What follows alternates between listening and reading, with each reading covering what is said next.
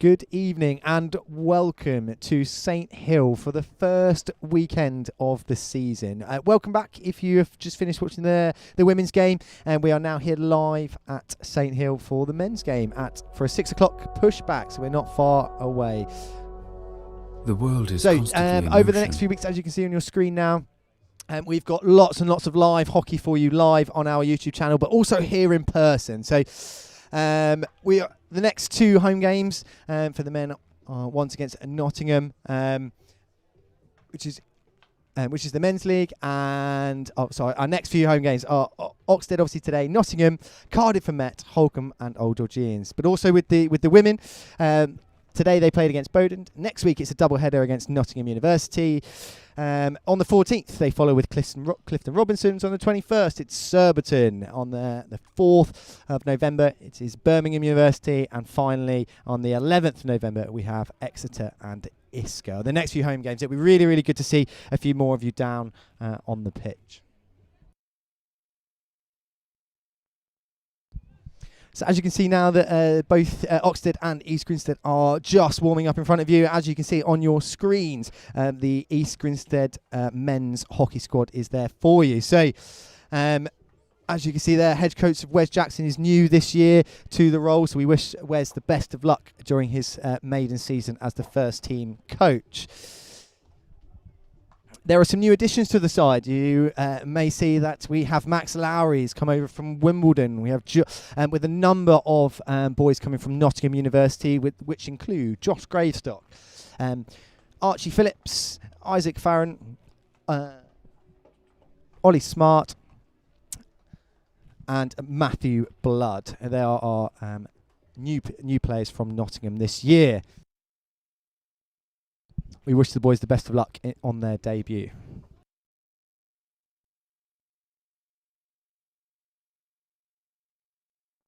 So there's some returning members. Obviously, Richard Curtis in goal for us today. We have Daniel Faulkner alongside his brother Simon Faulkner. Reputable people that have been here a long time. Richard Lane making his unbelievable amounts of Premier League appearances, with the new guy Sam Knights coming in from Scotland in the international scene. So that rounds out England's East Grinstead men's squad for today.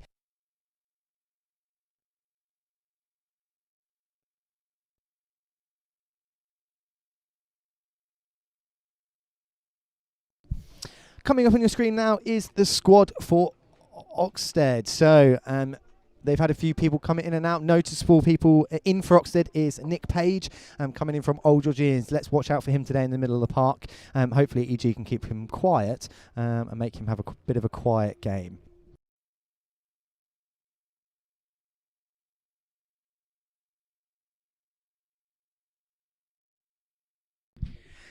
So for Oxted today, we have number 1, Dom Dixon, number 2, Owen Williamson, number 5, Lucas Ward, number 6, Josh Berties, number 7, Rob Mugbridge, number 8, Matthew Crookshanks, number 9, Tom Rhodes, number 10, Cameron Heald, number 11, Nick Giles, number 12, Chris Webster, number 14, Chris Potter, number 15, it will be Brad Sherwood, number 16 is James Foggin, and number 7 is Tom Flanagan.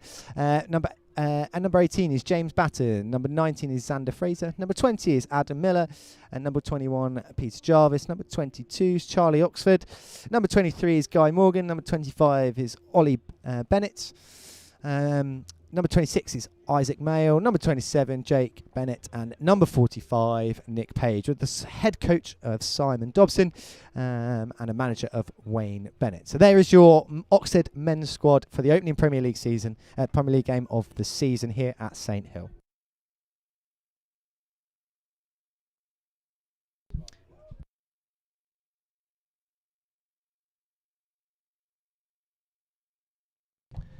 We'd like to thank our sponsors very, very much. Thank you again to O'Neill's and STX, both of which really key partners for us.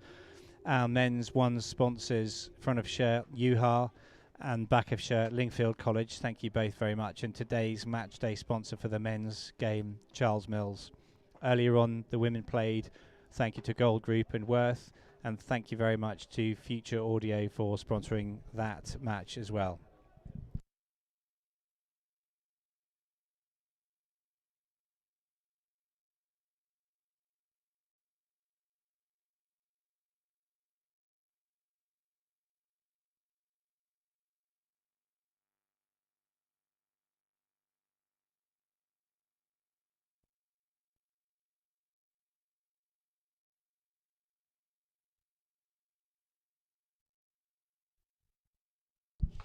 So we are moments away. So we're about 7 minutes here from pushback, and lots of anticipation, ready for the first Premier League game of the season. Thank you very much for tuning in. If you are here already, the crowd is starting to fill up over the other side. So we are moments away from pushback.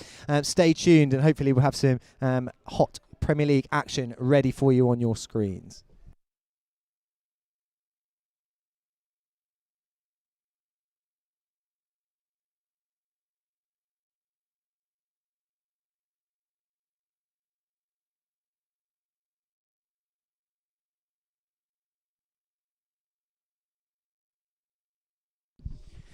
If you are watching today, I would just like to remind you, don't forget to like, subscribe and hit the bell button for any future notifications that we may have coming up. We have got live streams coming up most weeks here at the Premier League, so make sure you hit that bell button, and it really helps us with the algorithm. So looking forward to seeing you out there. We've only got 2 likes from the stream at the moment. I'd love to see 10 by the time we push back. So if you haven't hit that like button, please do that now, and let's get there. Let's get the YouTube algorithm and getting this post to the top. Thank you very much.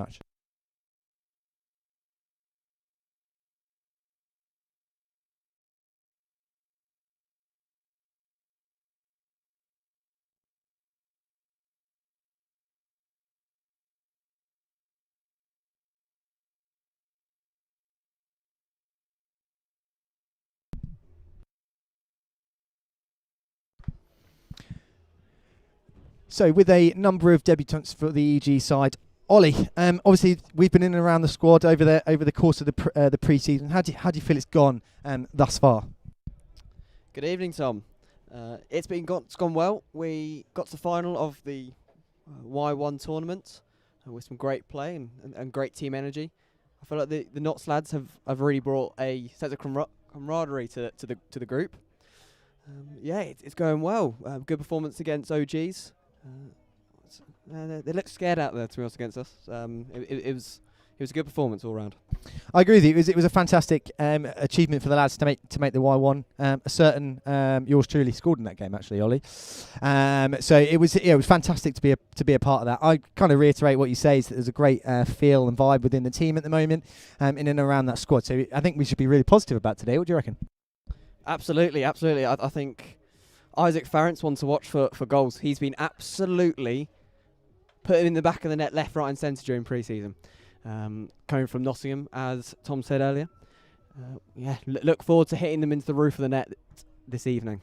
I completely agree with you, Ollie. I mean, another one to watch for you on your screens is number 16, Archie Phillips, who's also one of the new Nottingham lads into the side. He has set the team on fire, in my opinion, over the course of pre-season. So he'll definitely be another one to watch today. Oh, absolutely. He is electric pace. Him and Gravestock.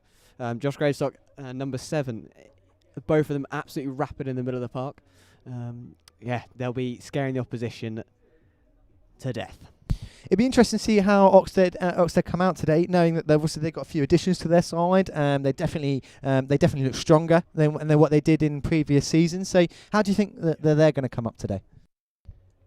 They'll be a good side, don't get me wrong. Not as good as us. That's obviously. They have brought in also a Nottingham player. That Nottingham side from last year has been decimated. Charlie Axford, I don't believe he is playing today. I believe he was injured during pre-season.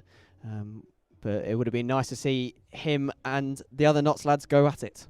Absolutely, and we wish Axford the best of recovery and the quickest recovery to hopefully see that he's back playing on the pitch soon. Absolutely, couldn't agree more with you there, Tom. So we are moments away, so 3 minutes away from the official pushback time. So here we are, we're live at St Hill. Don't go anywhere because we are just about to get started. 2 minutes and counting.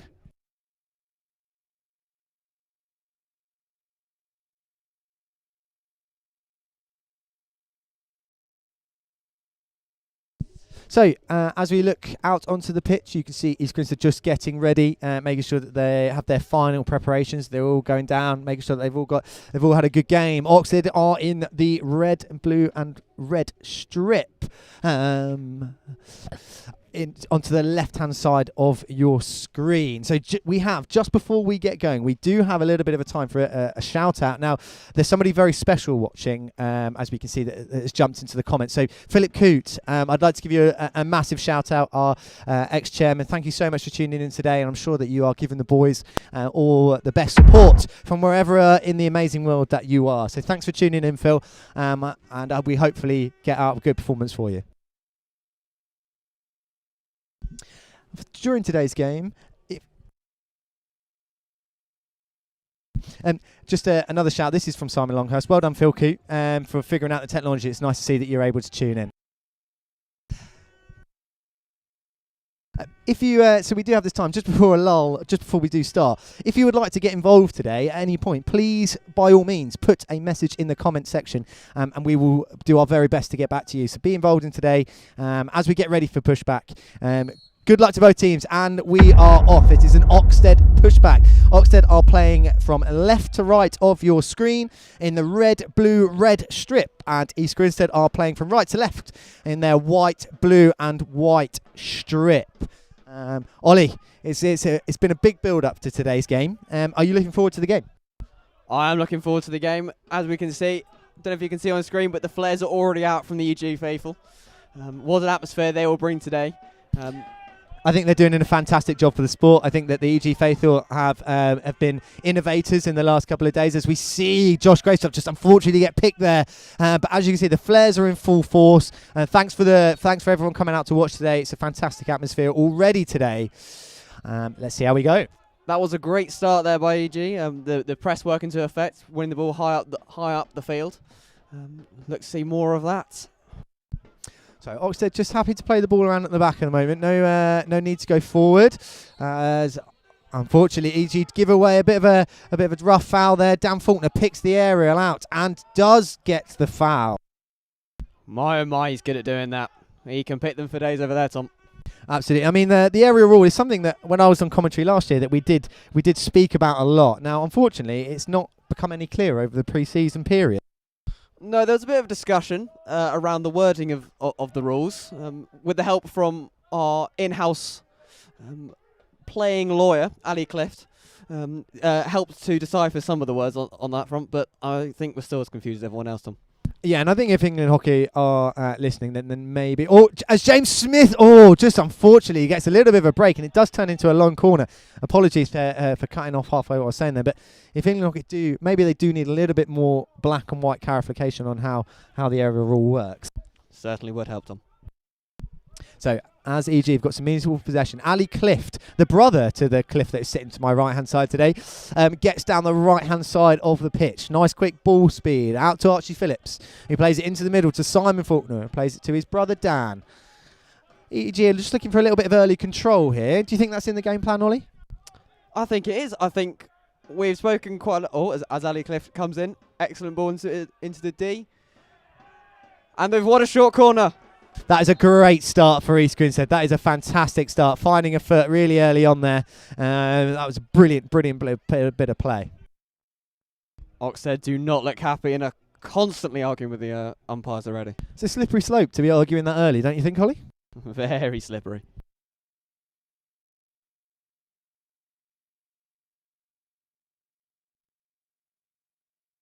So, EG have won their first corner of the game. Oxted are just getting all their short corner gear on, ready to protect themselves. And let's see what the first corner is going to be. What do you reckon, Ali? Haha, that's not good. Sorry, Ollie. Ollie, what do you reckon the first corner is going to be today? It's all right, Tom. It's not the first time I'm confused with all my other family members. I reckon we're looking at... I would have said a Cy Faulkner flick, but that's not looking like the case. I reckon it's going to be a 1-2 into the middle. Here we go then. As it inject, it's gone to Castle 2. Simon Faulkner makes a good save, but it is a reward as he lifts the ball straight into Isaac there. Well worn, Isaac, I must say. Yeah, I did just realise that I did just get the Faulkners mixed up, so Cliff's mixed up as well as Faulkner's mixed up on the commentary team already. So as you can see, there's an Oxted player down here. It looks like he's had a little bit of a tumble with whoever's at the top of the circle there. Not quite clear on the replay exactly what's happened here. Let's just hope that the Oxted player is okay.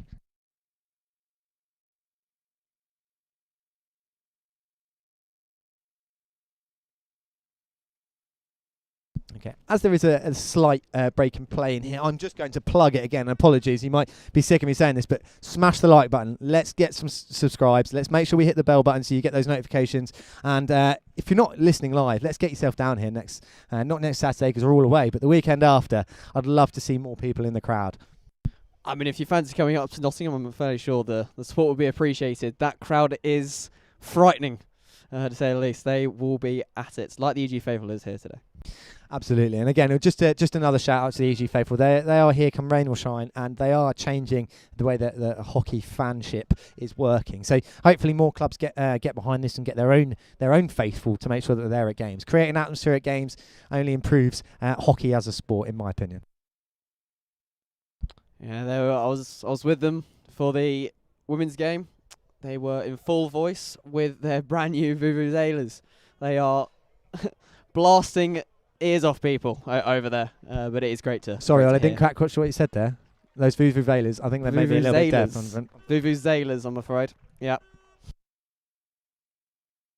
So I believe that is Williamson, who is just been taken off at the moment. Unfortunately, that does not look good for the Oxted player.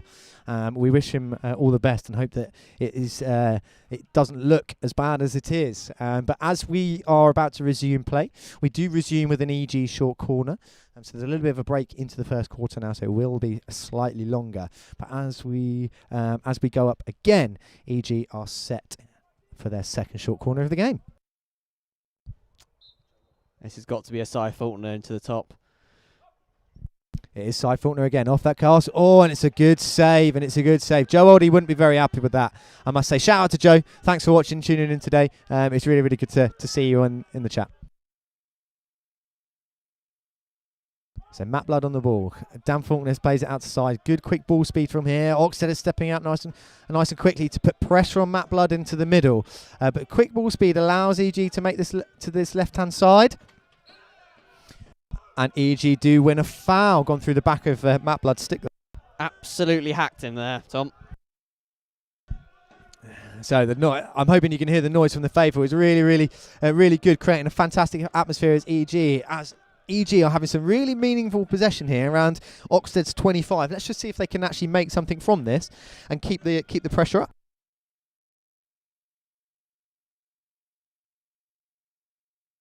So Oxted breakaway here is Mudbridge breaking down the right hand side. EG have got lots of players around behind the ball. As Oxted keep possession of the ball extremely well there under lots and lots of pressure.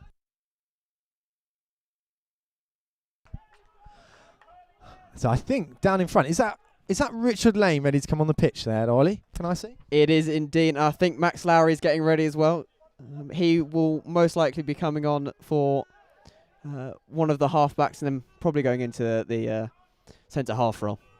That's what he's been doing during the pre-season. He's also got a huge aerial on him as Max Lowry's, so it'll be interesting to see if that comes in today. It's a good tackle there from the Oxted player on James Smith to break away. Let's see if EG can win the ball back here and have some more meaningful possession.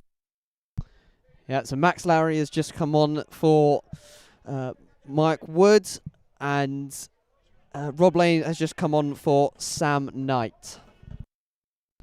So thank you. Also another shout out, Matt Simmons, who is in the first team squad here today, and another shout out to Joe Oddie. Thanks for tuning in, guys. You're a big part of what's been happening over the last few years. So it's good to see you getting involved. Thanks very much. So as we see, Richard Lane here, good, getting put pressure on the ball, winning ball nice and high. Josh Gravestock comes away with the ball, plays it back into Richard Lane. With a little bit of a few Oxted players around him here. How's he going to deal with it? He's dealt with really well there. How he got that out, I have no idea, Tom. Lots and lots of pressure. It just shows his experience and the class that Richard Lane has had for many years now. EG comfortable here, just comfortable on the ball, comfortable in possession, working between three. That's a great ball forwards, and it's a great ball to Josh Gravestock, who's running down this left-hand side. Does have 2 Oxted players on him, though, and that is unlucky, and it goes off for an Oxted 16. What a fantastic ball that was from Matt Blood. Straight through, and that's the pace of Josh Gravestock, like I said earlier. Absolutely, then they complement each other really well. Matt Blood's not known to be the fastest person on the pitch, is he? However, his trapping skills and his passing skills are flawless. Absolutely, and ever since these Nottingham lads have come in together, you can tell they've been playing with each other for the last 3 years, Tom. They have linked up perfectly, just in the better colour of white and blue. Absolutely, I completely agree with that. They do look better in white and blue, I must say. Unbelievable in white and blue. Some say it's their natural colours. Suits their complexion. Now, the crowd is in full force. The atmosphere is fantastic. We've got some Oxted. A shout out to the Oxted supporters who have made the away travel today. It's really, really good for them to come along. So it's good to see you here, guys.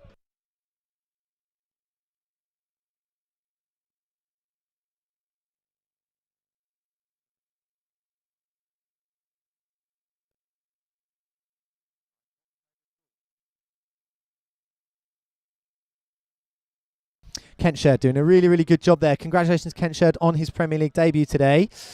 He's just made a really, really good interception there to win the ball back for EG. And Simon Faulkner, again, showing the experience there just to hold his position. It's good. This is a very experienced back line, Tom. My brother, Ali, Dan, Sai.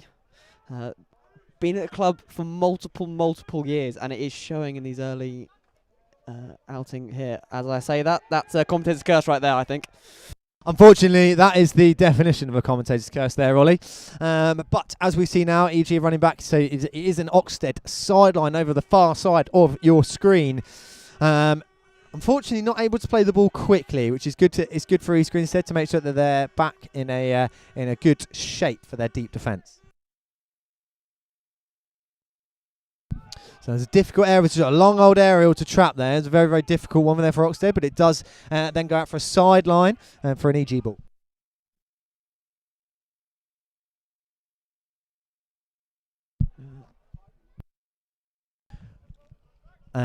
So another substitution there. Jack Webb, future England star, has just come on there for Isaac. But Oxted make a really, really good pick early on in the circle, and it is a stroke. It is a stroke. I'm not quite sure what the umpire's seen there. It all happened a little bit too fast for me, standing a little bit too far away. I've got to say, Tom, I don't think it's a stroke. The umpires are coming together. I think one of them disagrees with the other. Looking at the replay, the ball is played across. The ball does actually come off number 5, Dan Faulkner's stick early on. Maybe the replay would have been a bit handy if it was able for the umpires to see it. There you are. It's needed. Get it in the stands. You should be able to see it one more time on your screen, and as you can see there, Dan Faulkner does clearly take the ball there. So one to look at afterwards.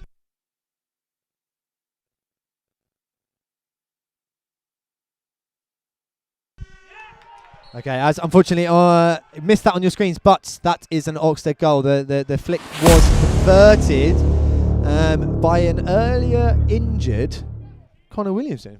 If I am not sorry, A Williamson. Apologies, not Connor. But I do believe Connor is in fact playing for Surbiton. That would be true, actually, Ollie. You're probably right there. But that is 1-0 now to Oxted, coming halfway through the first quarter. So there's 8 minutes to go in this first quarter. Let's see what response EG has. I've got to be honest, you would say that's probably against the run of play for the first half of this quarter. I would say that EG have definitely been on top. So it's interesting to see how they respond now. You have read my mind, Tom. I was just about to say the exact same thing. It's definitely against run of play. That was a nice ball down the line. As we're now going to cycle right back into the back 5. So as EG get into a good transfer shape here, Simon Faulkner is on the ball just in front of you. Tries to play a ball into Jack Webb, but unfortunately doesn't quite connect, and it ends up an Oxted hit out.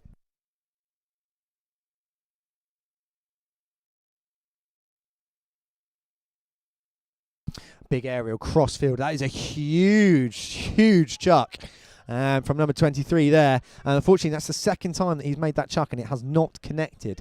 So it'll be interesting to see if he chooses that decision again. A pattern. Some say it might be down to the EG faithful getting into his head. I would not want to be in front of those lads, I must say, over that far side. So credit to the boys who are able to stick to it. Ross with a lovely skill straight through the legs. And that's really unfortunate there for EG. Playing the ball, good ball into the circle, not quite getting the connection that they need. It was a lovely little move down the centre of the pitch, I have to say, though. Quick turn from Josh Graves up there playing forward. Positive for EG. Let's just see how they can do on the press. Oxted. So this is Nick Page now on the ball, making good work, easy work of those EG defenders there. That's another huge chuck towards the umpire and another failed aerial. And he's gone again, and he hasn't worked again. The EG faithful really are in his head. Great touch by Sam Knight there, and the umpire has given it EG way. They choose not to play quickly and to set themselves up, and Simon Faulkner is over the ball. Aerial into Kenshet, and again, that's now all the aerials in the game that are going too far. There's no wind about today either, Ollie. As you'll notice, it's a very, very calm day, so unfortunately that's not an excuse. No, it's not an excuse they can use, but I'm sure there will be excuses out there as well. Oxted play out onto their right-hand side. Number 25 just goes in field and plays forward. Ali Clift is a really, really good pickup. And that is a really good stick block, I would say. Straight over the top of the ball there. Well done, Mr. Clift. I could not agree more. He has sold the dream. That's an aerial that has worked, but just can't quite get on the other end of it. Yeah, so that does allow EG to press up a little bit higher up the pitch here, and they do win the ball nice and early. That is that's unlucky, but we're inside the last few minutes of this quarter. It's been a very interesting game so far. I think the intensity of the game has been really high for the first quarter. I'd say EG have got the better of possession. Just it's unfortunate with the penalty flick. I think EG, the forwards there, just need to make sure that they're getting back in. It's really imperative as Oxted make it into way, and they go around Richard Curtis, and they put themselves 2-0 up in the first quarter, and that is a phenomenal goal. You got to a lovely piece of skill to go around the keeper there, and to lift it and to have it in. That was a really, really class finish. Yeah, credit where credit's due. That was a lovely finish. And as Ali Clift comes off for Mike Wood and Matt Blood comes off for Archie Phillips. So EG with their back against the wall a little bit here. They find themselves 2-0 down in this first quarter. Let's see if they can show the mentality to really come back and get back into this game. Again, I think Oxted's... there's a bit of a head injury there, a bit of a collide between we might have a Mike card Wood. here.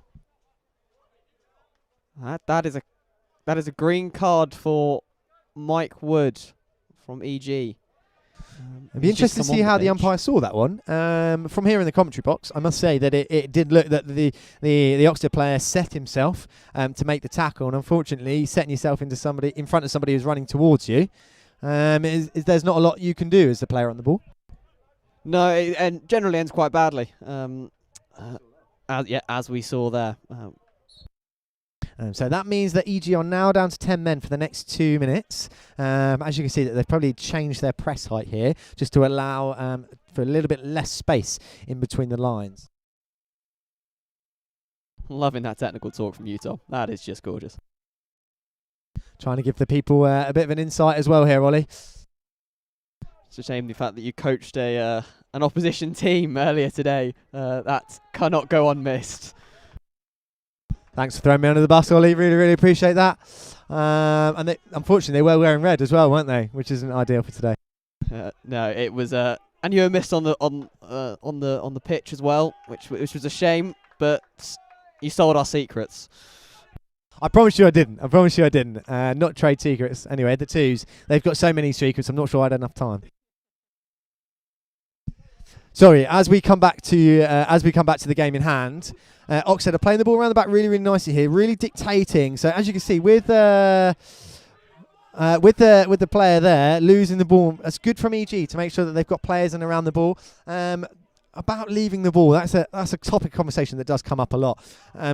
What do you feel, Ollie, about the opposition moving the ball when it goes off for a sideline, for example? As in, if I was, for example, if I won a foul against you and you knocked the ball away, how do you feel that? How should the severity of punishment be a card? Is my question. I now understand you, Tom. Yes, I think it should be. It's deemed harsher in the sport of hockey than in football. So I think they're doing the right thing. It depends how badly they hit away, I think. But that one wasn't too bad, but also wasn't the best from the Oxted. I personally think that if there's an opportunity to go quickly and the players then miss that opportunity because somebody has not deliberately knocked the ball away, then unfortunately, whether it is in your own half or whether it's in the opposition half, I do think that there should be a punishment for that, and it keeps the speed of the game high. That's a really, really lazy, unfortunate ball there from East Grinstead, not finding a stick. And let's see. Let's hopefully that going 2-0 down does not affect them in too many ways. And the card is now up. EG are back to 11. As Mike Wood makes his way back onto the pitch. It has to be said though, Tom, if you're giving out cards for every time someone knocks the ball away, good job you're not umpire, because there wouldn't be anyone left on the pitch. No, you're probably right, Ollie. And to be honest, I wouldn't be on the pitch very often as well if that was the case. So, EG play down into the left corner, into Sam Knight, one of the debutants in an EG shirt today. Back out to Mike Wood, who very, very quickly gets the ball out to Max Lowrys, who's in front of your picture, number 6. Dan Faulkner takes a trip inside the field, plays a really good ball to Isaac Farron in the circle, and it has been given the opposite way. That's really unfortunate for OG. Good position in the circle, and the umpires deemed that the shot was not on target. Oh my, oh my, oh my. I tell you what, I might be biased, Tom, but I disagree with that one. That was a lovely ball by Dan Faulkner, though, through to Isaac. And Archie, he's just thrown that straight to Archie Phillips. Archie Phillips picks that up really well, plays it over to the right to Isaac. Isaac Farron, who's going down the baseline, who wins himself a short corner. Well, they're not going to give that one the other way this time, are they, Tom? No, I'm not sure there was much debate in that one, Ollie, if I'm honest with you. Straight onto the foot. Well played from Isaac Farron.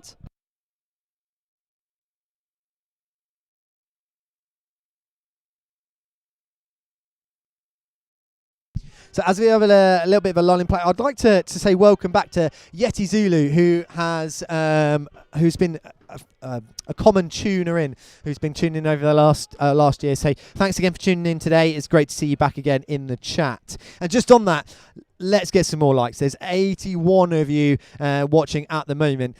We've only got some 5 likes. Let's smash that likes button if you are watching. It does do the stream a massive favour. So that brings the final whistle of the quarter, which means that every single EG player will be up around the top of the D for this. It'll be interesting to see if they decide to go with a normal short corner routine, or that they choose to do something different considering the amount of players they have around the D. Surely someone's got to put the ball in the back of the net here. It is gone, and it's gone straight to, and that is unlucky. I've got to be honest, Ollie. For me, I just don't think that's the right option. You've got 10 players around the outside of the circle there, and they've got 4 defenders. At what point is the straight shot null and void? It's the third time of asking, but also attacking is not my area of expertise, Tom. So I'm not sure I would be the one to say otherwise. I often get the defender's nosebleed up in the top, so yeah, not sure that's my call to say. So that brings us to the end of the quarter. So it is 2-0 to Oxted as we have a short break as we in the quarter time. We look forward to seeing you back in a couple of minutes.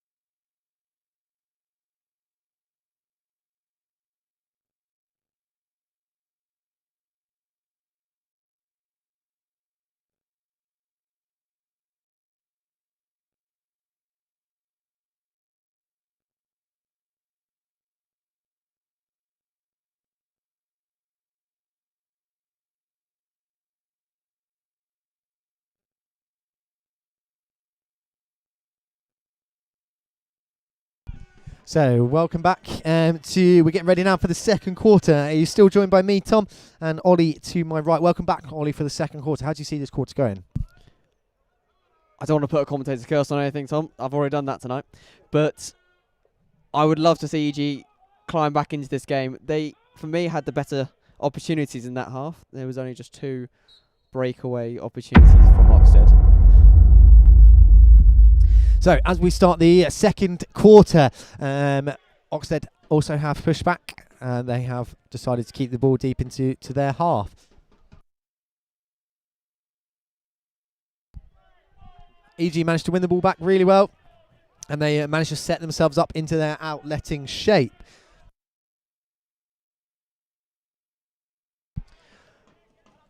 Just in front of the dugout, that is Mike Wood, who plays the ball back to Simon Faulkner. EG are just happy to have a little bit of possession here, and I think they've done that in the first quarter. They've managed to keep a meaningful part of possession.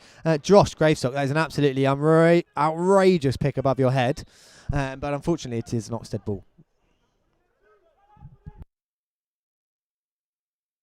And that's that 5 metre rule that we spoke about earlier. I'm not quite sure. That's the clarity I think we need, Ollie, because for me they were both in the same space. So at what point does the defender encroach, and what point is the person a set receiver? And then on the flip side, at what point is it then thrown into a dangerous space? This is where the clarification just needs more. It needs to be more black and white, in my opinion. Absolutely. And on that note, that was a great tackle from Alistair Clift. Preventing a dangerous-looking attack from Oxted. That must have been painful to say for you, I must admit. It wasn't the nicest, I have to say. Brotherly love, brotherly love. So, as we go away, EG make some more meaningful possession down the right-hand side. It'd be interesting to see if they can get some more clear-cut chances. I think short corners are definitely a way that EG can score goals today, but it's really important that we get some field goals as well, I feel. Mike Wood playing back out to Simon Faulkner, across to his brother Dan. Dan flicks a really far area onto the D, and yet again it does not go quite where he needed it to. This is a good start from East Grinstead into this quarter. I should correct myself on. Let's keep this going.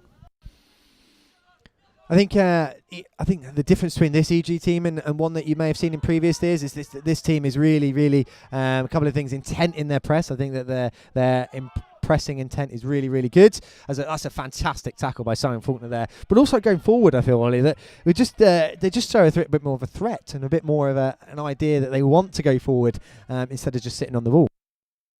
It's definitely a younger side from previous years. The average age is definitely a lot lower. A lot lower. The Nottingham lads definitely boosting that side of things. So I think just the average pace goes up with that, and which means that we can press harder and play faster going up the field. And hopefully that means we can compete a little bit more with some of the top 6 sides that we necessarily were unfortunate not to be able to do last year. Yeah, absolutely. We will be back. As you see there, so the ball's gone off the far side. It is an Oxted free hit as James Smith goes up to try and split the Oxted defence. But they are able to play forward and play the ball forward. That's a great tackle from Josh Gravestock there, but the ball does go back into Oxted possession. He got unlucky there. He lost his stick, and then the player just decided to dribble into him for a foot. Bit of a unfortunate way out as well. Yeah. I would say. Oxted managed to keep the ball, but Dan Faulkner sweeping up as he does so well every single week, and that's fantastic by Dan Faulkner to keep the foul. Archie Phillips managed to face forward in midfield, but it's closed down really quickly. Oxted breakthrough. Simon Faulkner's trying to make a tackle outside the circle. He does really well to stop the Oxted player getting some meaningful possession. Ali Cliff once again extremely strong, and unfortunately plays the ball against an Oxted player. We still retain the ball, I believe. And the umpire has brought it back actually to play from the middle. I'm glad you had to compliment in that time, Tom. I can't be doing it all night long. Running out of compliments, I expect, Ollie, pretty shortly. Absolutely.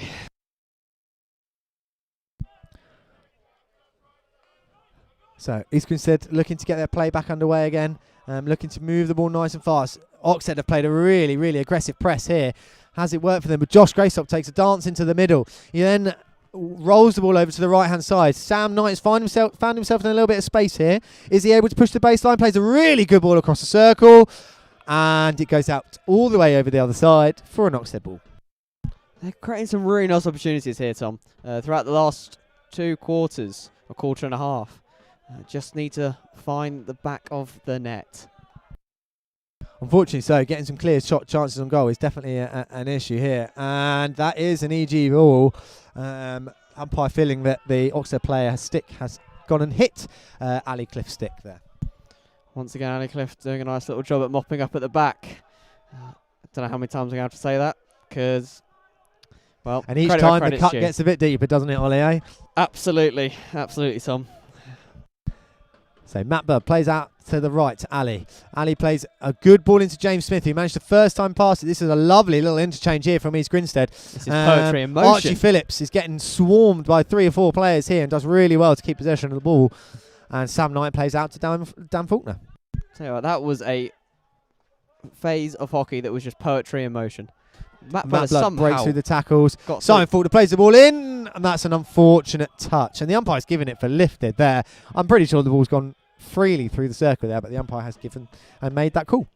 Certainly hasn't hit anyone there, Tom. Definitely not.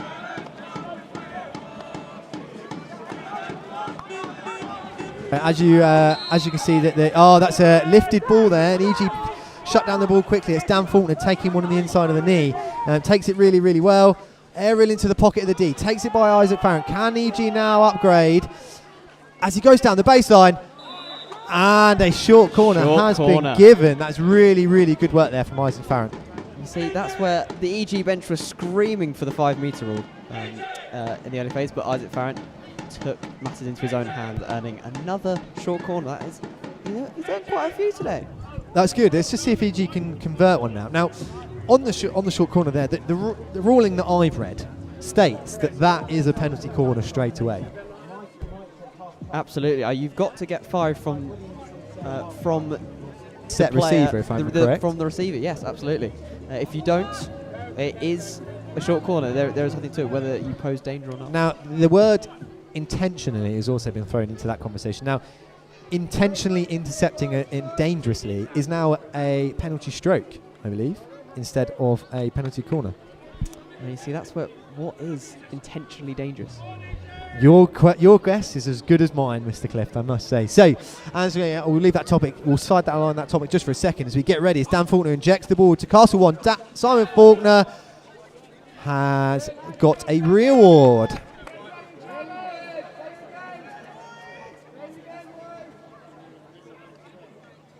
Let's see. If you're out on the pitch now, what would your next short corner be? We've had 3 goes at it, 3 failed attempts. Where would you go next? I reckon there's space on the left-hand side for a slip here, but just something a little bit different. And they decide to go again. And Isaac gets the goal back. It's a brilliant follow-up there off the keeper. It was a good initial save there from the keeper, but unfortunately for him, it does go straight back to an EG defender. And Isaac Farron has continued his scoring excellence over pre-season, and that just shows there that yet again that he's just banged in another one.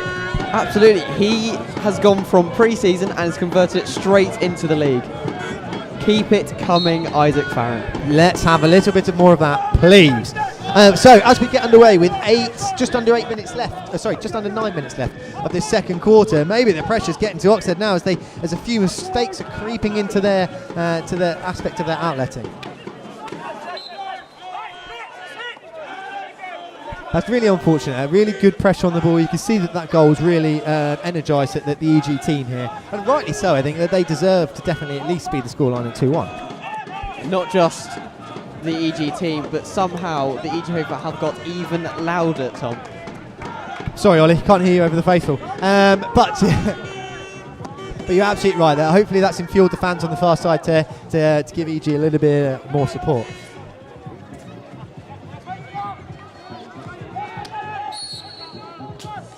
Big shout out to Isaac Farron there for a really, really good finish to keep EG in the game as we head into the final few minutes of this half.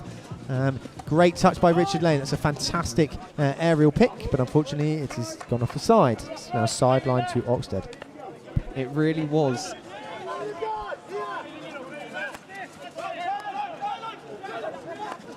Well, I'd say it really was a lovely poacher's finish from Isaac Farrant.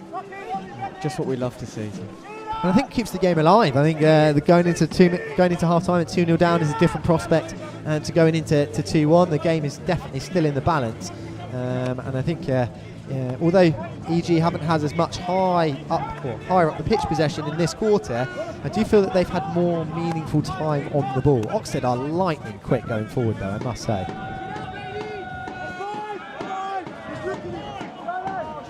They really are. They break fast, with very direct as well, I have to say. They go straight to the top of the deep.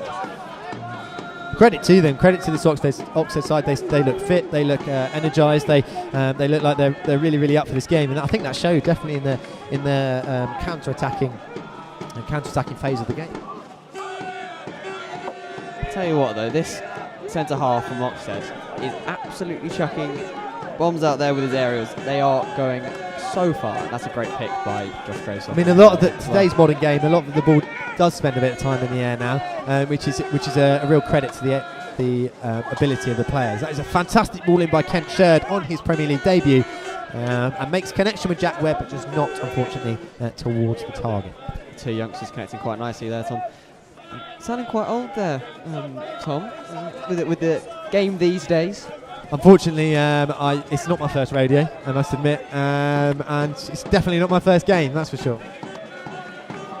Unfortunately, I'm now becoming one of the older ones. I was used to being one of the younger ones, but now not so much. As Oxted break away here, Oxted play into the middle. They pick the ball up.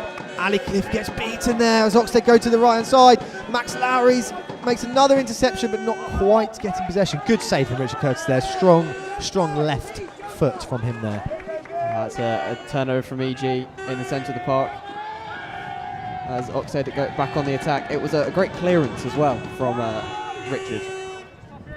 As Ken Sherd manages to get the ball down the right hand side, he decides to push down. That's a good tackle there from the Oxted player who managed to knock the ball out of play.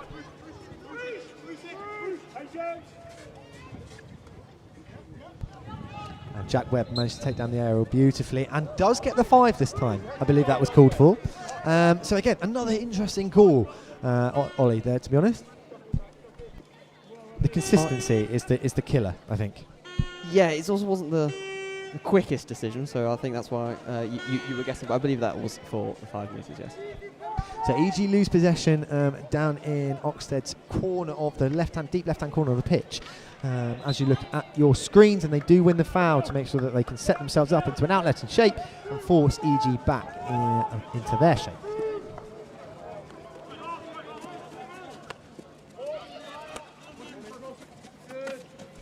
Big press here. Oxted managed to make. They've had quite a lot of success out of this right-hand side. They've done really well there to win a foul and to play the ball out. EG have been really good to get numbers around the ball early on, and good pressure on the ball here by Jack Webb.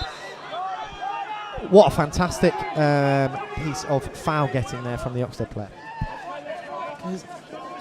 Jack Webb, a man of his size, shouldn't be going over that easy. I was about to say, especially not to Jack Webb. He's a strong lad, but he's not bigger than that man. No, definitely not, and he doesn't spend that much time lifting weights, so he's done well there to knock him over. So as they break down the way, as I said, Jack Webb, just unfortunately trips over the ball there, but he's in a really good place again. It's really good to see the young lad getting in some good positions.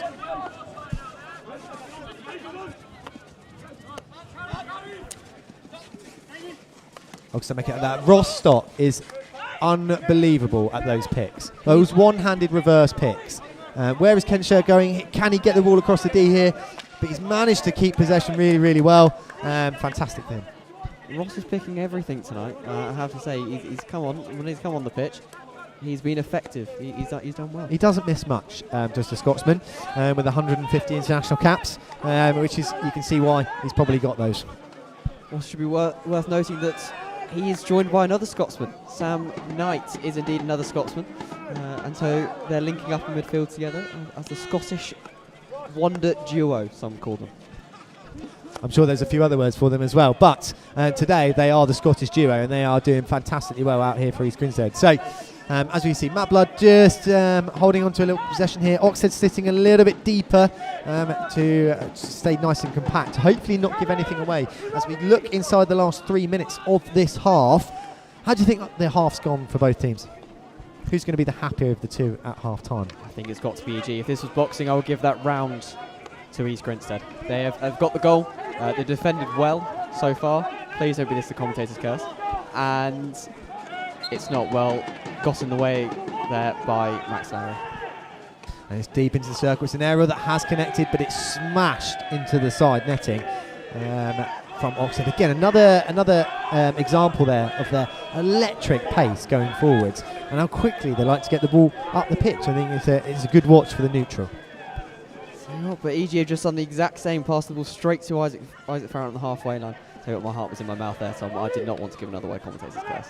I'm one of the superstitious. I don't blame you on it. I don't blame you. But as we look into our screens, we do head into the final 2 minutes. The clock is stopped on 2 minutes on the scoreboard on the pitch. So it's now up to the umpires to let us know when this half has finished. Let's see if there is one last play inside this final few minutes, as there's a bit of a confusion there about which way the ball is. As James Smith picks up the ball, it's an unfortunate mistrap.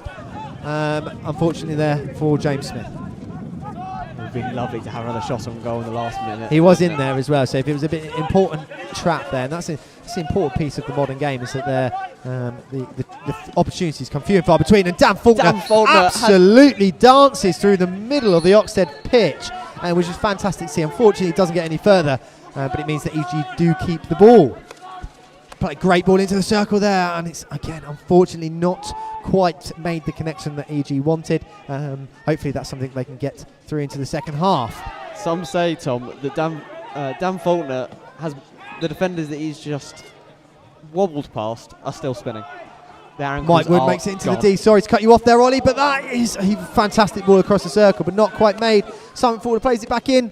It is a little bit of a Hail Mary time here where everything's going into the circle, but Oxted do come away. That's an unfortunate foul given away there by Scott. It was a good bit of pressure from EG towards the end. A real desire to level the scores before half time. I think that's what EG need to show you. They need to show a bit of fight. They've got nothing to lose at the moment. Okay, the score is only 2-1, but again, that's a great press from James Smith. But it has been the umpires decided to stop play here. I assume to speak to the other umpire just to check that they haven't missed anything. I actually believe it was for back chat and telling someone to stop talking to the umpire. And that does bring us to the end of the half. So thank you for tuning in here so far at St Hill. The score is 2-1 to Oxted. We've had an electric first half here, and we hope that you will join us for the second. Now, just before we go, just a couple of plugs that I'd like us to do. If we wouldn't mind smashing that like button. Okay, the last check there was 85 of you watching. Please, let's see if we can get the stream to 35 likes by the end of half time. That would be fantastic to see. If you haven't already, please hit the subscribe button. Please hit that bell button for future notifications. It's been a fantastic half time here at EG. We look forward to seeing the second half. Just as a reminder, before we do sign off for the half-time break, obviously today we've had the women's ones play against Bowden, and the men are obviously, as you know, are playing against Oxted. But in the following weekends, on the 30th, we have a Nottingham University double-header for both men's and women's. On the 14th of October, as we're coming up, is Clifton Robinsons for the women and Cardiff and Met for the men, which brings us on to the 21st of October, which is for the lady it will be Surbiton, and for the men it will be a home tasty opportunity to try and beat last year's informed side in Holcombe. Following that, on the 4th of November, we are home to Old Georgians, last year's Premier League champions, who again EG had a really good pre-season match against them last week, and the women play Birmingham University. And then finally, the last two games, home games of the first half of the season. On the 11th, it is Exeter and Isker at home versus the W1s, and lastly, it will be Surbiton at home men's EG will be at home to Surbiton on the last half of the season. Thank you very much for joining in for the first half. We are going to take a short break. We will see you in a moment.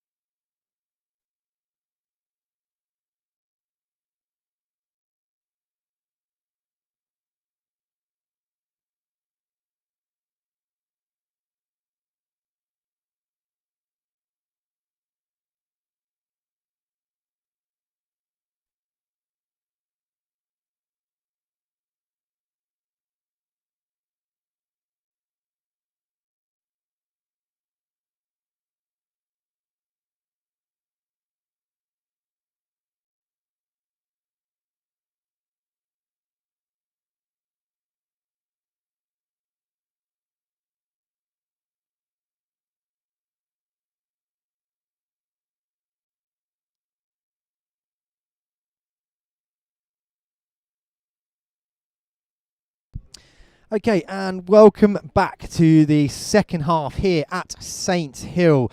It was an electric first half from both teams. It'll be interesting to see how they come out in the second half. We are moments away from the second half pushback, so stick with us.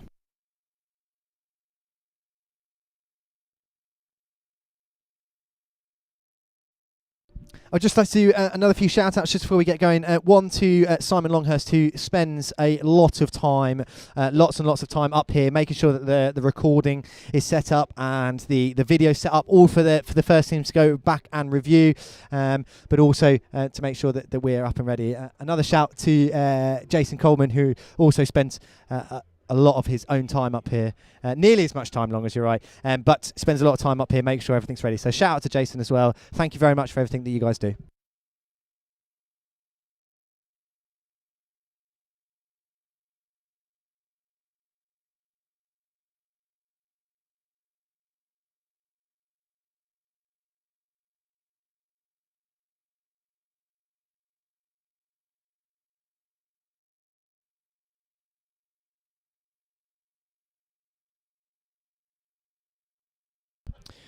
So as we are ready now for the second half to get underway, I'm sure at home that you, if you're a betting person, then I'm sure you've got your idea of who's going to win this game. But it is all up for grabs as we speak.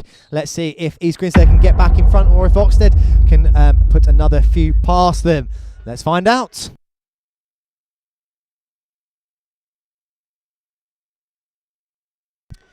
As we start the second half, the fans are just filling back up into their seats after the half-time water break. As we see them coming back into the spectators area, which is lovely to see. EG are from your left to right of your screen. Oxted are now shooting from right to left.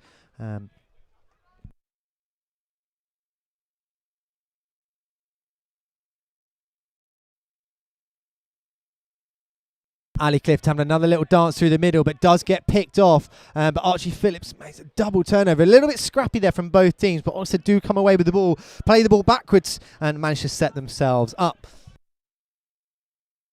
Nick Page, the new signing for them in the middle, number 45 on his shirt. He's definitely been one to watch in this first half. His hands are fantastic. Let's hope that East Grinstead can nullify his great skill for the second half. But unfortunately, the Archie Phillips has some really good press there, but the umpire is given Oxted ball.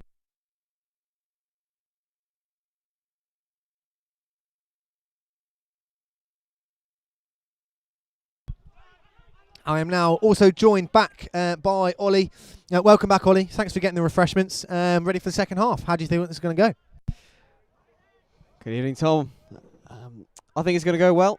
I'm hoping it's going to be an EG strong second half, as that is a great pick by Simon Faulkner on the baseline. He got down very quickly, but as you notice, it took him a while to get back up again. The going down was elegant. The getting back up was a little less so. A little less so.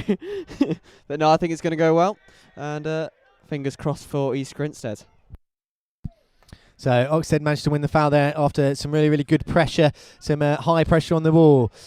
They're playing out to the left-hand side of your screen. It's a really good ball in, but Richard Curtis makes himself absolutely huge in that goal and makes sure that he makes the save. Great save there from Rich Curtis.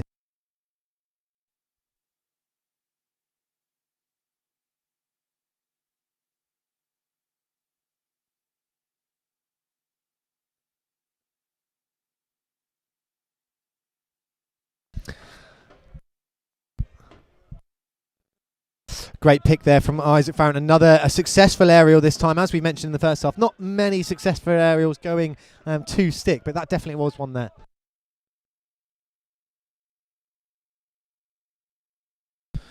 To stick with our shout-outs, Ollie, I'm sure that you'll join me in wishing Mike Williamson the best in his EG career. It's his first today as assistant coach for East Grinstead. How do you think he's found the first couple of quarters?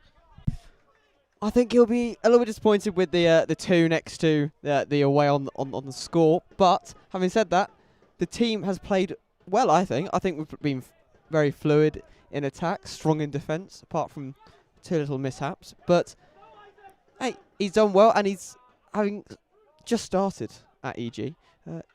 I think you'll be agreeing with me in saying that he has joined us quite smoothly. Yeah. I agree. His integration into the side has been seamless, and it's great to have somebody with the wealth of experience that he does have. To help the side out. As we see James Smith picking up the ball. He's done this a couple of times, done it really well, led wide really hard, and he breaks through another couple of tackles. But the umpire's given the advantage, and unfortunately it doesn't quite go. And they give away a silly, lazy foul there from East Grinstead, giving Oxted the opportunity to get themselves out and play another huge aerial, which again is mistrapped by Oxted. Maybe they'll be doing some work on that in training. It's been the story of their time so far, isn't it? Aerials, mistraps or aerials, and goes too far. And more mistraps, just to add that in there. So let's hopefully see that improves for them this week. Another aerial, great pick by Archie Phillips. Plays outside to Josh Greystock. Great interception there by the Oxted player, and EG decide to get the ball going quickly, and that's a fantastic tackle with one hand around the player. He's done well to get the ball there. Oxted have turned the ball away over, smashing it down off the side of the pitch after the chance of panic from the EG faithful. I think it worked, Tom. I'm sure that the players they're used to getting a little bit of stick, let's say, from the sideline, but it's another thing being in front of the faithful. Yeah, that drum, it does things to players, Tom.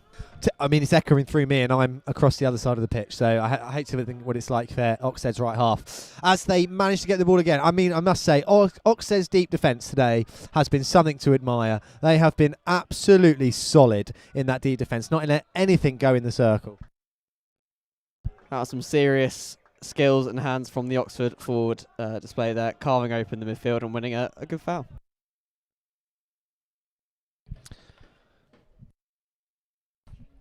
As we see Oxted now, Oxted now just play the ball around the back. They are really comfortable in possession.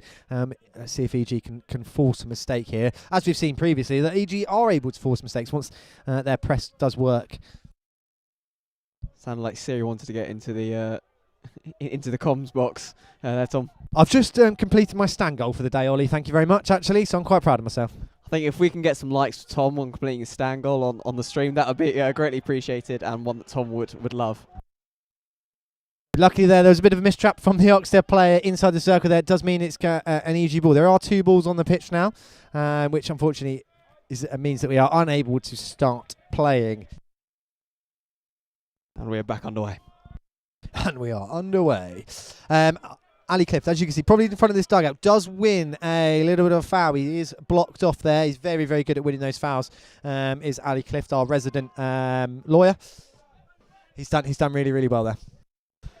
I'm glad you had to say it, not me, Tom. Yeah, no, he has done well. He that's his move. The left to right V drag with gets me every week in training without fail. Doesn't matter how many times he does it, he'll get me. It's even worse when you're his brother, Tom, I have to say. Well played there from Mike Wood. He's done a really good job. Richard Lane plays a fantastic ball, and that is an unbelievable trap. Just touching on again Oxted's deep defence. They have not let anything go in that circle. Real credit to them. Not quite sure how, but Rob Lane almost won the ball back again. But it is an Oxted ball in the far left-hand side, and the Oxted player's just fallen over while slapping the ball. Always one for the memes. But Sam Knight, unfortunately, does get picked out of possession again. And the umpire there has given a foul to Oxted in the middle of the pitch. So they choose to play quickly. They managed to get into EG's 25. But EG do really well to manage that situation and force the ball back out. Into their own half. What a defensive coverage from what looked to be quite a dangerous breakaway. And unusually not a great ball from Nick Page there, but Richard Lane makes a bit of a mistrap but wins the ball for not being 5. Yeah, nice idea there from Dan Faulkner. A little over the top little aerial.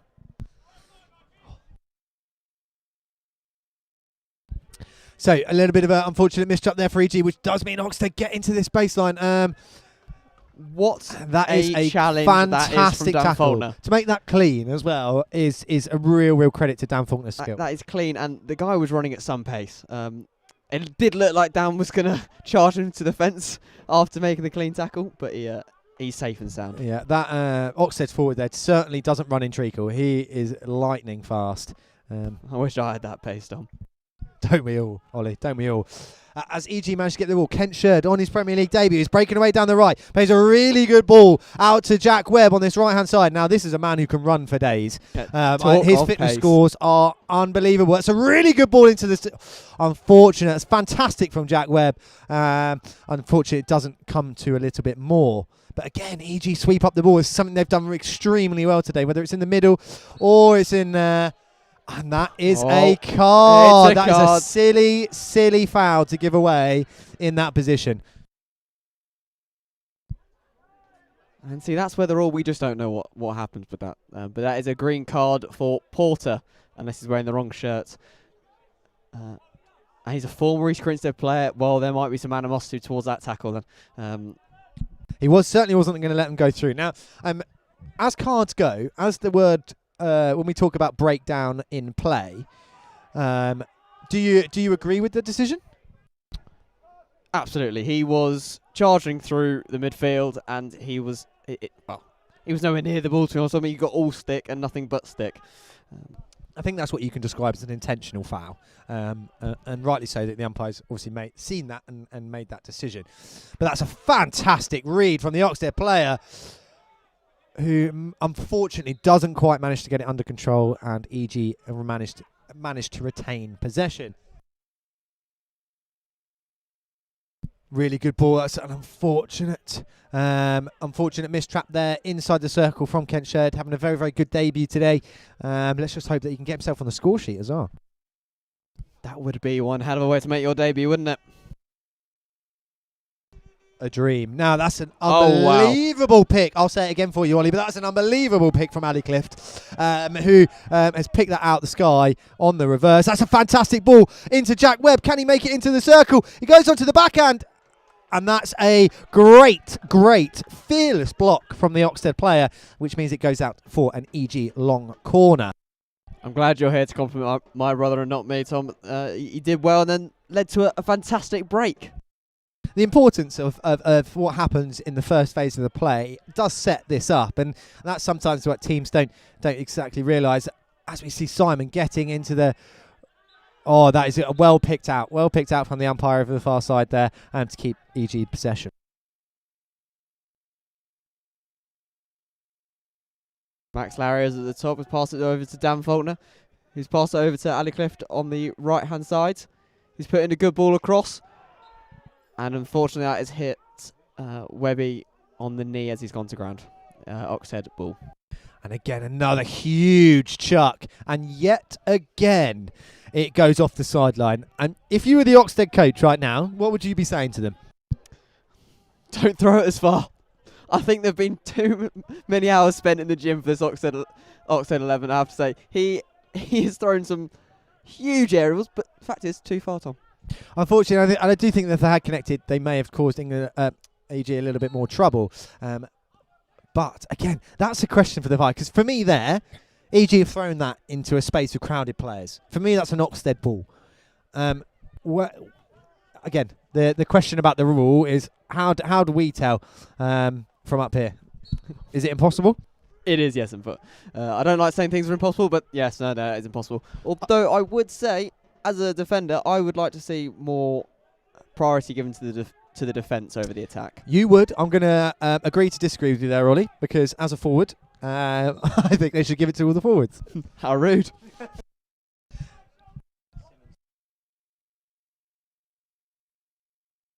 Now, if you haven't already, I would love to hear your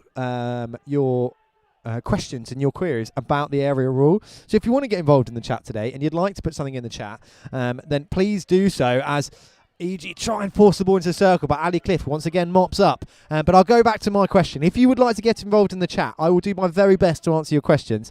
And I'd love to have some opinions of what maybe you think about the area rule. So feel free to get involved. Good luck to Tom on answering those.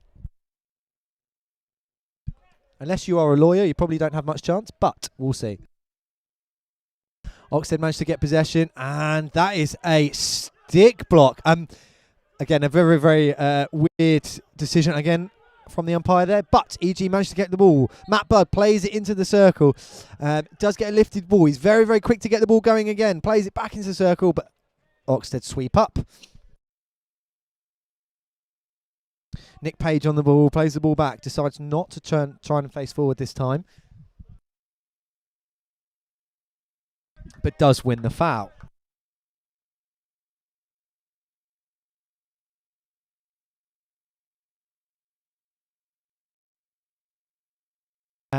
Matt Simmons, not all heroes wear capes. Some are wearing a white t-shirt and blue shorts, but some are called Matt Simmons, so thanks for that, Matt. Appreciate it.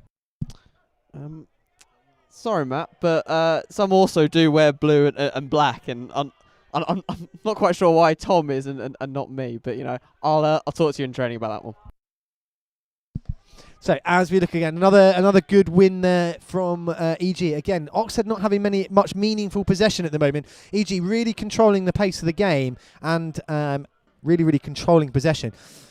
Hopefully we see a little bit more from them, but that's a fantastic pick from Nick Page there. He today has shown the real skill of what most of those old Georgians players do have.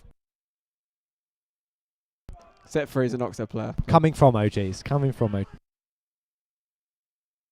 James Smith, another person with some exceptional pace, trying to dance through the middle, and one of the old guard for Oxted. He has been there week in, week out. He has made tackles like that time and time again, and you can see why he's selected.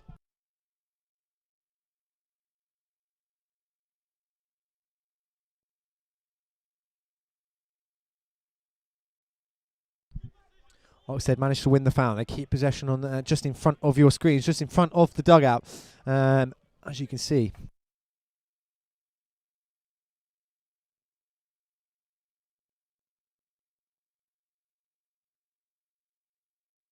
Oxted now charged down the right-hand side and win a short corner. Lovely bit of skill from the Oxted player, it has to be said. Oxted fans over the far side absolutely loving that. They've become more and more vocal as we go along. As we watch a replay here of the foul given, Oxted making really good possession in the circle. As soon as he gets across the line, he seems to feel the contact and go down, which then means that he is given a short corner. Maybe learning from the footballers, Tom. Maybe, Ollie, maybe. But the integrity of that, definitely a short corner in my opinion. Oh no, 100% it is. It was a lovely bit of skill and well rewarded.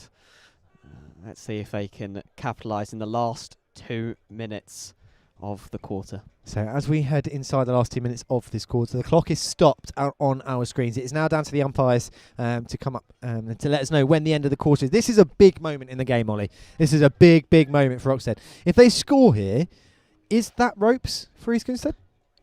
A lot can change in sport, Tom. A lot can change. But I would say it would be 1-0. It would be 1-0 in the coffin for EG. But the answer is Dan Faulkner has stopped the first phase. And they've got Oxted are playing the ball around and they've managed to score in the third phase. Oh, hold on. We have conversations between the umpires. And I don't know what's going on, Tom. Ollie, I've got to be happy. It all happened so quickly. I'm not quite sure myself. But there is a discussion between the umpires. Oxted aren't happy with the decision that's been given because I don't think the goal was given before the whistle. From what I saw from the umpires there. We're hoping to get you a replay in just a moment. I definitely need that replay, Tom. I am perplexed. There is arguments going on the pitch. Let's see what's going on. They are mic'd up, so the fact they have to come together means that it is quite a serious conversation. One face-to-face conversations, Tom. They're taking their time. Really has to be said. It's a big moment in the match, and the goal has been given. The goal has been given. Again, the rules there are very interesting. How the umpires saw that. The first shot must have come from the flick, although it was run down. Is that not, or is that not the first shot? That must be what they were arguing about. And I tell you what, Rich seems and Sai seems to be rather annoyed about it, but it's a tough one, isn't it? Because let's be honest, Dan picked that first so-called shot very easily, and it didn't go far. No, did it leave the stick? Is what I mean. Was it on the way to goal to be considered a shot? That's the question that I posed to not only you, Ollie, but for those of you listening and watching at home. Was that the first shot? If so, then the right call has been given. It probably was the first shot. Well, he did intend to shoot, but it puts EG in a tricky situation, and one where they really need to kick on now from definitely in the last quarter. Not sure how much you can do with less than 2 minutes to go. No, it might have to be, and now a lot can change in hockey as the final whistle for the quarter does go. I mean, that was a really big goal for Oxted, completely against the run of play, but they'll be going into the third quarter time probably a little bit happier than the EG side. I would say so, Tom. I would say so. They definitely look it. The EG lot look up for it though. Already in the huddle, and the coaches giving strong advice. I think this is for me the most important team talk of the game. I think that in this time it's really, really important that you get the important messages across to your team, but also making sure that they're ramped up and they're ready for the final quarter. Something that can be quite tiring, and after 3 quarters of intense hockey, how do you gear yourself up for that final quarter, especially being 3-1 down? Well, there's one thing that us as EG we have prided ourselves on in pre-season is our fitness levels and just our continued work rate. I have to say that is one thing that we definitely like to point out. And so, if anyone can get the job done, Tom, I'm not doubting us.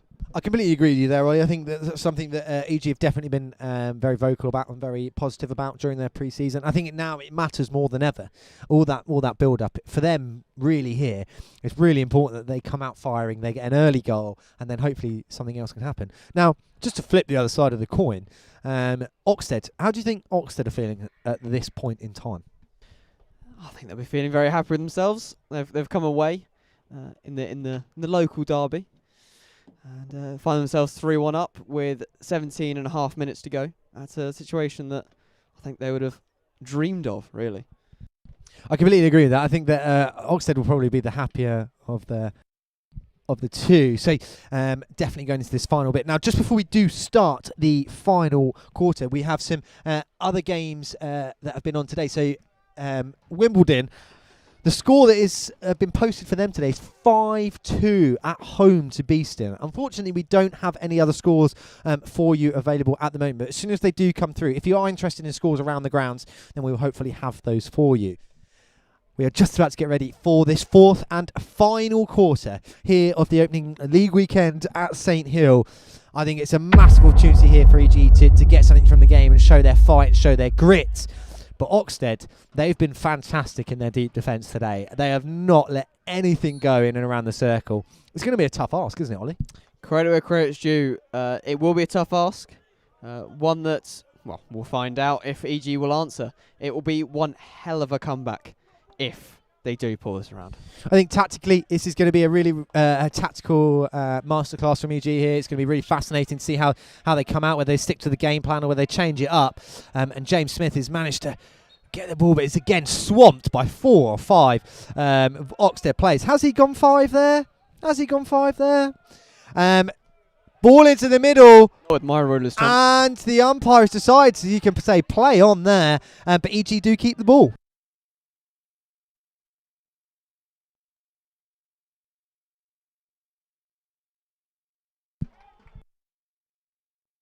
So Oxted do come away again. Again, their defence. Again, I've said it once. I'll say it again. They've been really good today in their deep defence. They've been really on it. Their intensity has been fantastically high. I think that's what's made it really difficult for EG to have any more meaningful possession outside of what they've had in the half.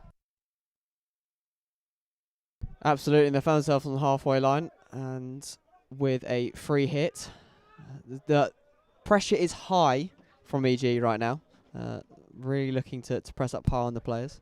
And the game intensity has really ramped up as we've gone through the game, don't you think? I think it's been a brilliant advert for hockey. The first 3 quarters. So let's get an exciting last quarter here from East Grinstead, and hopefully we'll be able to see a winning side come out. Oh, absolutely, Tom. Absolutely. The old cliche of hockey's the real winner does full come into effect tonight. I agree. A really big credit, another shout out to Chris Vallis-Wilson, who is the chairman of East Grinstead, who has spent his entire last few months getting people here for tonight's game. Sorry to cut myself off here, but Oxted managed to get inside the EG circle. It's a backspace shot, and it's into the keeper, who fires it into his own defender, which is unfortunate, which does lead to an Oxted corner. Yeah, you can't do much about that, Tom. That's just unlucky, I'm afraid. And well, we'll see what happens next. See, the thing here is that EG have to risk a lot to win a lot. So on the flip side of that, where there is an element of risk and where they're pushing forwards and trying to win the game, there is that element of risk that they are possibly going to concede the other end. How, if you were a coach on the sideline, if you were EG's coach right now, what side of the spectrum would you play? Go for it, Tom. Go for it. There's only one way you can get two goals back to draw. You need 3 to win. Be free with how you play. Play with confidence, and don't be afraid to make mistakes. Is how I would go about things.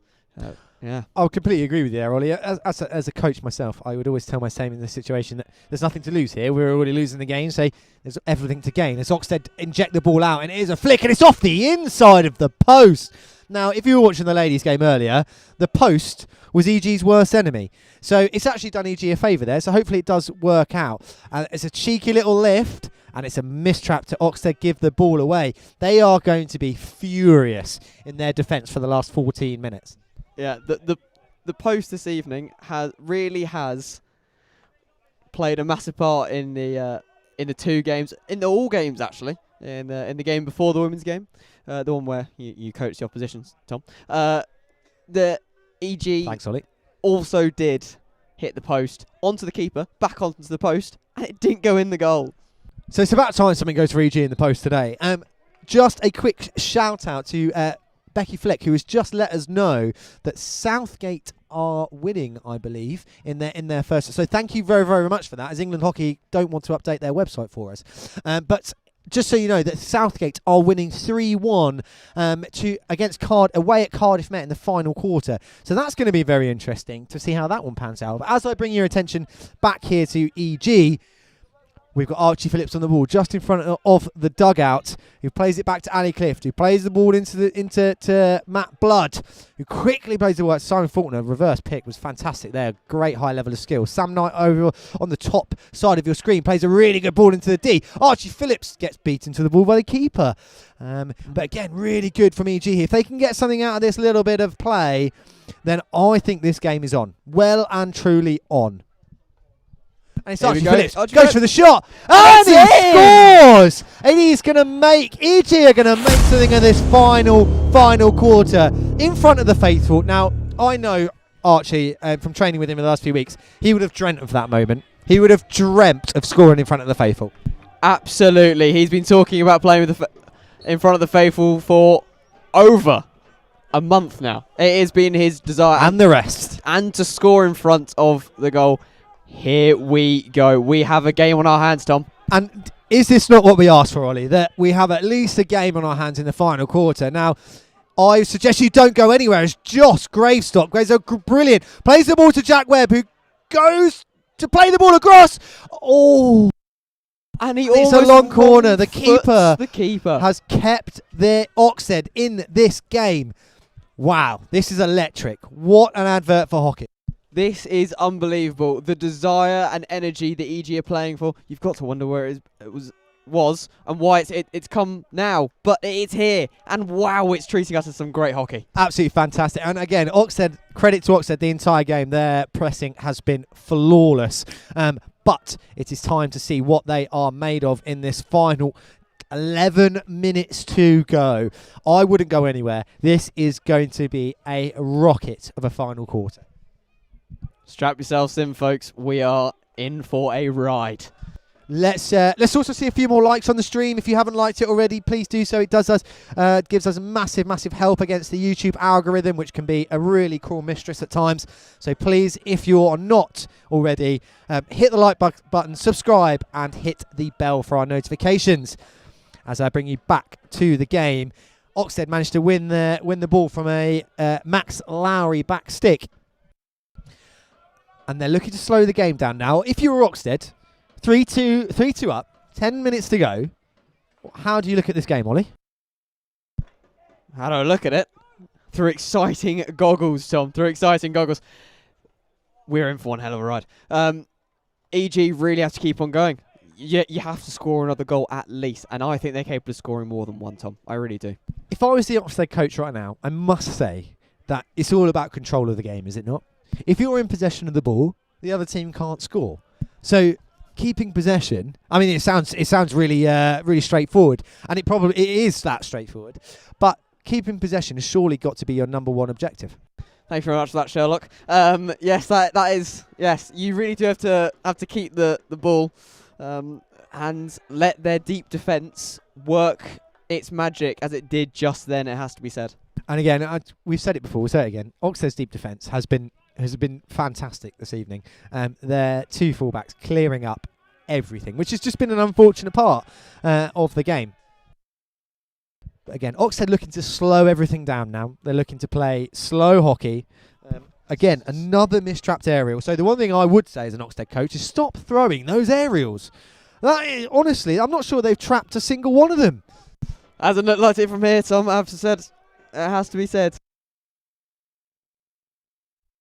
And someone who's tied to Oxted has just confirmed that is the training plan for next week, is trapping aerials.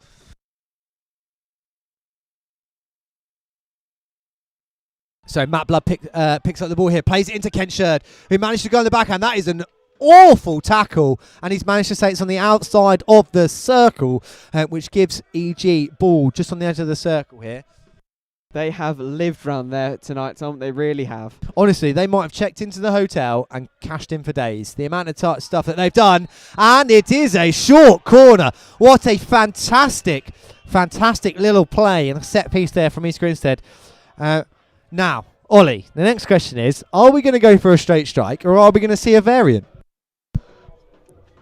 My guess. Sorry to cut you off, Ollie. We're just watching the replay on the screen, and it's a fantastic first-time ball into the circle. And Jack Webb playing a first-time ball into the Oxted foot.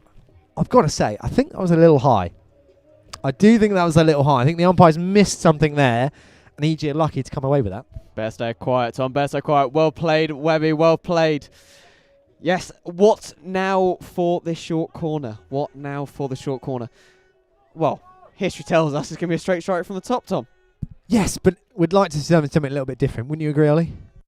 We would. And also, Dan Faulkner is still there. I've just seen him still there.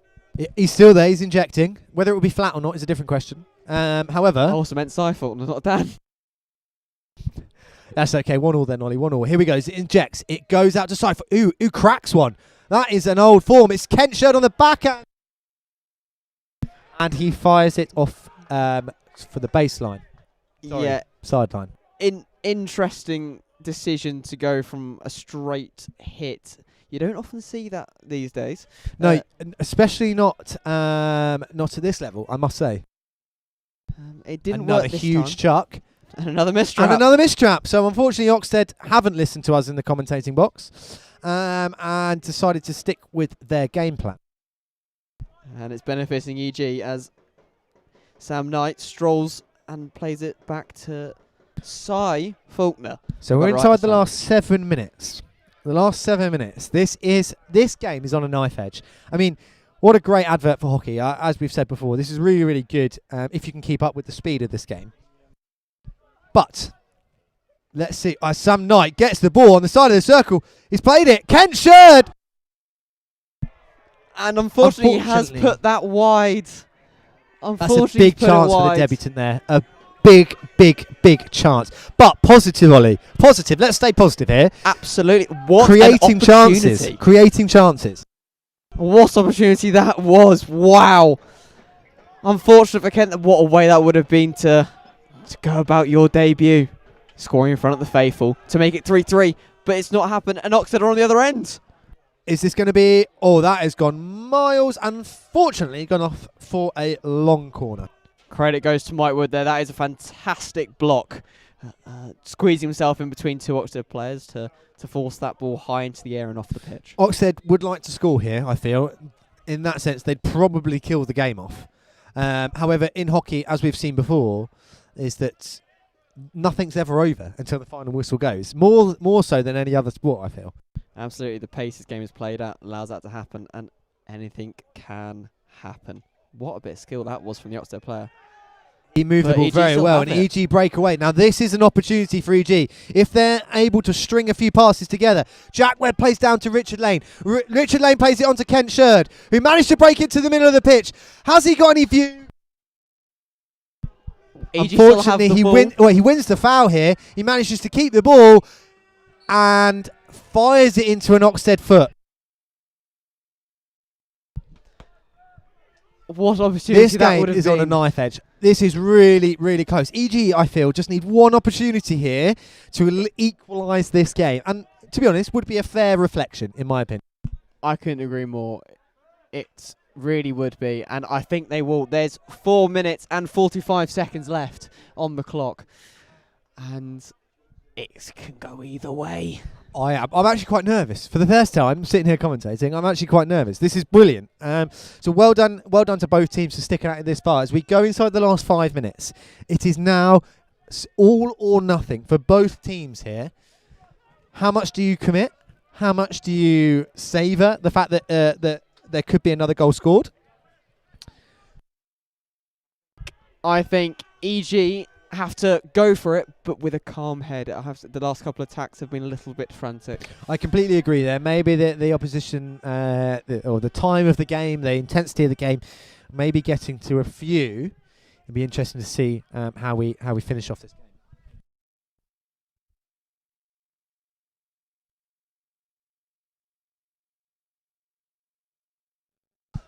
So, last 5 minutes, we've got 16 likes, okay? I'm sure if you get this to 20 likes, there's going to be another goal in this game. There's going to be another goal in this game, but we need 20 likes. So please, that's 4 more likes on the stream. And this is where the area, so exactly what I was talking about earlier. That's a short corner. That's a short corner. So this is where we were discussing earlier about the area rule. Now that is an intentional, dangerous interception, according to the umpire. What do you think on that? I would agree. He has charged in there and jumped. And if he does get a nick on that, he's probably going into one of the EG players. I agree with the call. Personally, I can see there's some discussion with... now, is that intentional? My question is, was that intentional to get that close? Yes. I believe so. I would agree with you there, Ollie. He ran into him. And he was nowhere near the 5-yard mark. I could understand if you were nearly 5, but didn't quite get there. But that wasn't 5. So there's the anticipation of the rule as EG set up, and the crowd go quiet for Dan Faulkner to inject the ball. Here we go. South Faulkner on Castle 1. It goes to Max Lowry on Castle 2. It's Simon Faulkner across. Oh, and it's not. And it's cleared off the line. And Oxted break away here. This is a huge part of the game. What's going to happen? Oxted play it wide to Nick Page on the right. Left-hand side. Plays the ball across the goal. So Rich Curtis makes an unbelievable save as down the other end of the pitch, it is all kicking off. Oh my, and there's a yellow card over here on one side of the pitch. Right, Ollie, we need to calm down because I got a little bit excited there. We need to decipher that somehow. Right. Okay, there's less than 2 minutes to go. We've got a fight down one end. We've got a yellow card down the other. So, what the hell has happened? I can confirm that the Oxted player has received a yellow card. I don't know what for. I don't know what happened on the other end, away from the play, because my eyes weren't down that end. But an Oxted player has been sent off with a yellow card, and I believe that's Jarvis. Is that Jarvis down in front of us, number 21? It is, yes. That has been sent off with the yellow card. Unfortunately, I'm really, really sorry to say, we're not quite sure why or what has happened as of yet. We're just waiting for some clarification from the umpires. And there is a yellow card.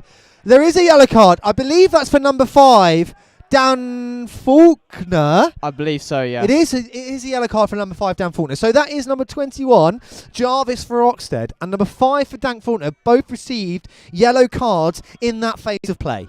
Now, what a phase of play. The clock has been stopped on 2 minutes and 13 seconds. I'm really, really sorry to say, I've got no idea what's happened there. I was watching the ball down one end. I'm not even sure what the card was for down this end, Ollie.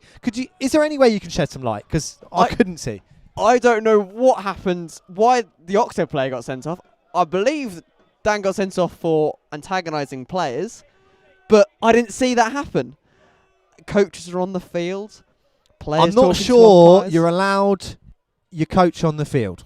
I don't think you are either. No, I'm not sure either. I think England Hockey need to sort that out. You tell him. Which he has done now, which is good. So no extra players need to be on the field of play. That's for certain. However, trying to decipher what has exactly happened here may be down to the umpires, because as far as I'm aware, there's a second player sitting in a carded seat. For Oxted. For Oxted. Miller, unfortunately, I can't see the number at this point in time. It could be. It could be because of the coach has gone on the pitch. There may have been a card for that. However, we're just waiting for some clarification. Apologies that for you at home don't know what's going on, because we are trying to figure.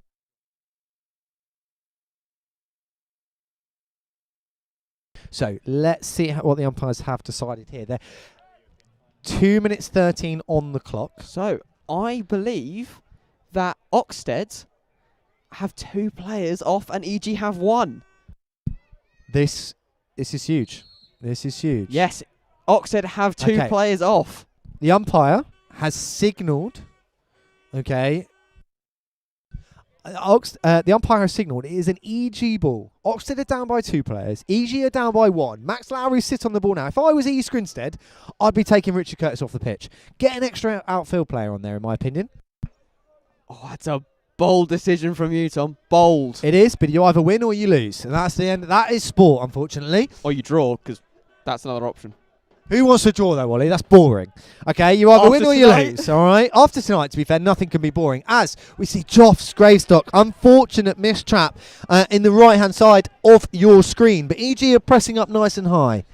We are now inside the last 2 minutes, so it is all down to the umpires now. That's another huge chuck, but unfortunately doesn't... I hate to say it, Ollie, but that was another mistrap for the Oxted players on their aerials today. Yes, so, you are right there, Tom. As you see, East Grinstead are breaking. They've gone to a back 3 here without Dan Faulkner to play in the middle. Now, these players are off. We know that. There's no more players going back on the pitch. It's another mistrap by East Grinstead. It's a foot out, which gives Oxted the ball. We are inside the last 2 minutes. There has to be a matter of seconds remaining. What? We thought we were in for a tight end. That is absolutely massive, and another mistrapped aerial. We thought we were in for a exciting ending, but I don't think we could have predicted this time. No, I'm not sure you could have predicted this. Now, judging to our clock that we have here in the commentary box, it is a minute to go. 1 minute to go. There's talking now 50 seconds. So this is it. This is it for East Grinstead. This is the last bit of possession, meaningful possession that they will have. Ali Clift is on the right-hand side, 5 yards away from the circle. Decides to go down the baseline, plays it in, and it smashes into the foot of Richard Lane. And you've got to say, Ollie, that's it. Don't you agree? I agree. That is so unlucky. It was a great move from EG, transferring it across. Ali, good bit of skill, but just unfortunately puts it onto Rob Lane. Aerial Ollie. And another mistrap. But I tell you what, I almost anticipated that one. Unfortunately, so we've got 10 seconds on our clock.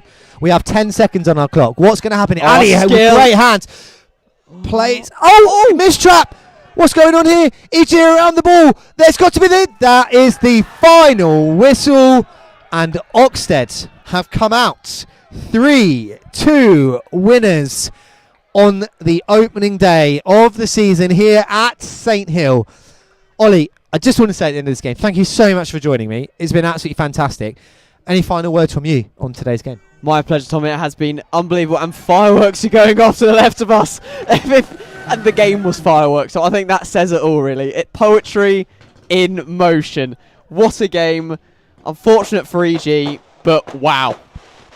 Yeah, unfortunately, there are lots of fireworks, so I'm gonna switch the mic off. But thank you so much for coming today, everybody.